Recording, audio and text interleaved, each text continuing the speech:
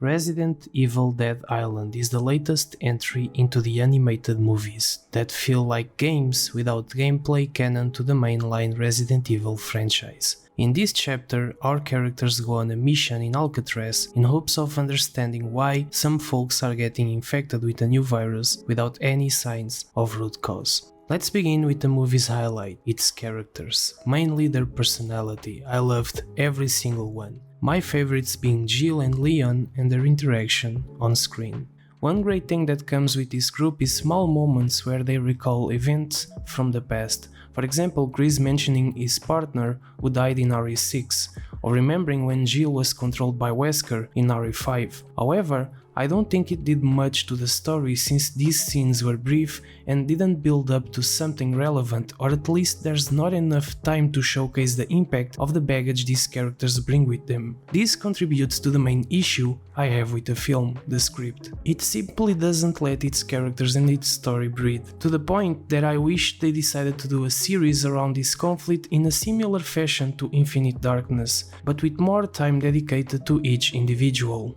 Also, if you don't turn off your brain, it will be easy to pick on this movie. So much stuff happens so fast, and then some scenes are slower than the pace in RE0, and I once said on the internet that I would stop making jokes about that game when they do a proper remake, just for the sake of having an item box. The villain and his backstory this time was very interesting, recalling the events of Raccoon City and showcasing the horrors that multiple counterparts faced.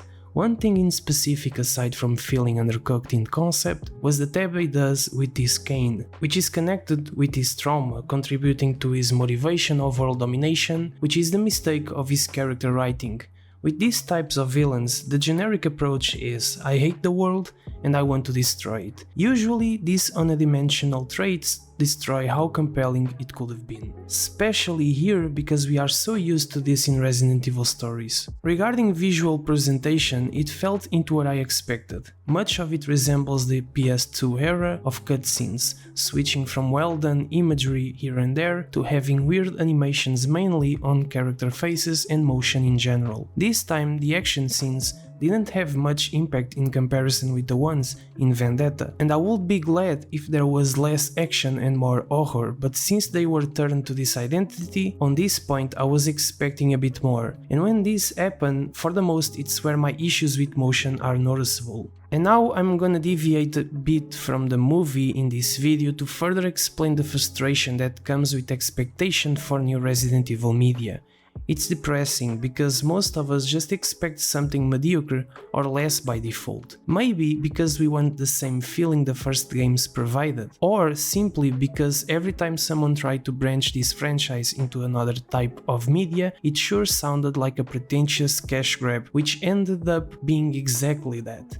It infuriates me because we are so used to bad Resident Evil movies and series to the point these animated films end up being the best we have outside the games. Even the Infinite Darkness show represented well the structure of a Resident Evil story, but innovation is something other than Capcom's cup of tea. Lately, they did incredible things with Resident Evil 4 remake, and a few years back the RE2 remake completely blew my mind, with how faithful it was to the initial feel of the first three PS1 games. And that's what I desire regarding new Resident Evil media: innovation and authenticity within a simple story where complexity resides on the simple details, with a focus on a secluded location with emphasis on suspense and psychological horror, instead of injecting stuff like suplex attacks and John Wicky moves in a Resident Evil property. I sure defended the animated series and movies, and I still do despite their flaws. After all, at least they are canon to the games. But still, I admit how sad it is to accept something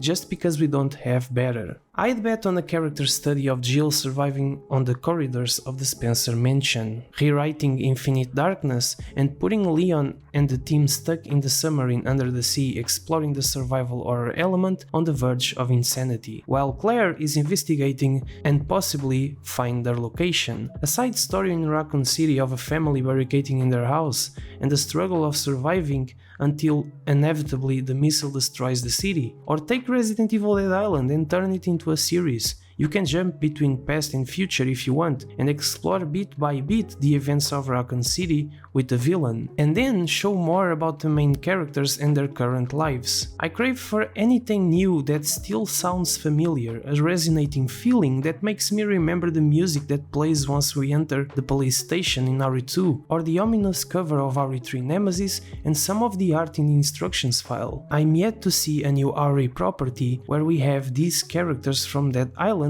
with their personalities but in a claustrophobic scenario with suspense and psychological horror. It will be great to return to this route established with such restrained tools in a PS1 era, with goofy elements, each striving to deliver some of the best horror experiences still. RE8 is an excellent example of trying to cut corners, subsequently losing a bit of its identity in the process. At its core, it's an incredible game, but it hits and misses on so much because it tried to please a broader audience with less complexity and a bit more action, whereas RE2 Remake and RE7 still had good numbers and proved that these can survive without becoming generic. The same applies to whatever movie or series they decide to let someone do next, as the trend is taking out the horror elements for the sake of light entertainment, relying on over-the-top action and Easter eggs to feed the already established nostalgia. That to my taste, it's not itchy tasty at all.